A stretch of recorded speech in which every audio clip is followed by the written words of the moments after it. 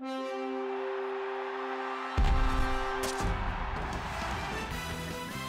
running the Cover 3 here at Pro Football Weekly, where we give you 3 under-the-radar stories from Week 17. The Buffalo Bills ended their season on a high note with a 28-9 win over the Jets, but a 6-10 year, very disappointing for Buffalo, and Chan Gailey might be his final game coaching the Bills.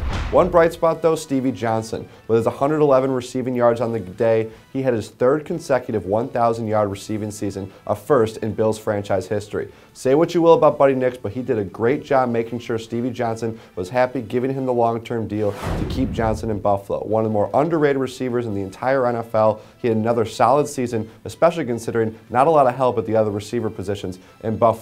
We're not entirely sure who the quarterback will be for the Bills in 2013, but whoever that is, he should be happy that Stevie Johnson is there to throw the ball to.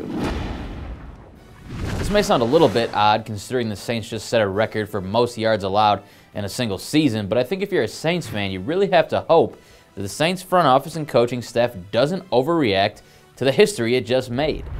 Sean Payton was obviously away from the team as he served his suspension this season, but in the 7 seasons since Payton was hired as the offensive-minded head coach of the Saints, their defense is ranked 23rd or worse in the league 5 of those 7 seasons.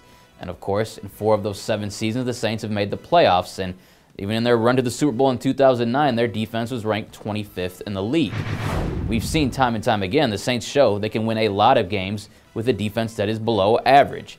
And in one offseason, GM Mickey Loomis and Payton, who's going to be back from that suspension with his new deal signed, are not going to be able to fill every hole on that defense. What you have to hope if you're a Saints fan is that they look at that left tackle position where Jermon Bushrod, a Pro Bowler in 2011, is going to be a free agent, and make sure he doesn't get away. You have to keep looking at weapons for Drew Brees to make sure that this offense doesn't take a step back and make this defense look even worse. Maybe the biggest mistake the Saints could make this offseason is to take their eye off the ball on offense and focus too much on a defense that they've shown time and time again that they can win with even when it's not playing very well. In Colts head coach Chuck Pagano's emotional return to the sideline in Week 17, nearly 3 months removed from undergoing treatment for leukemia, was there anyone who was surprised that the Colts were actually fighting until the very end, even if it was a meaningless game and their playoff seeding already locked up? With apologies to Bill Polian, I love Pagano's approach, having his team try and stick it to the Texans, and if nothing else, build as much confidence heading into the postseason as possible.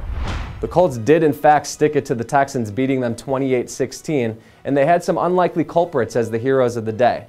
It was the defense and the special teams that was truly spectacular, and the idea of building confidence at the end of the season heading into the postseason couldn't be truer than it was for cornerback Vontae Davis, who recorded 2 more interceptions of Matt Schaub and now has a 2-week stretch of play that has been absolutely fantastic at the right time. The same can be said for special teams, as unsung return man Deji Kareem busted a 100-yard return for a touchdown, also perhaps building some confidence for him as we head into the postseason in a date with Baltimore. We've learned from Colts teams of years past that sometimes it can be hard to turn it on and turn it off when you decide to fold down the stretch when you have one eye pointed towards the postseason. Therefore, I love the Colts' approach of going hard into Week 17, setting them up with positive momentum as they head to Baltimore for a postseason matchup. For all the latest news and analysis from Week 17, be sure to check us out at ProFootballWeekly.com.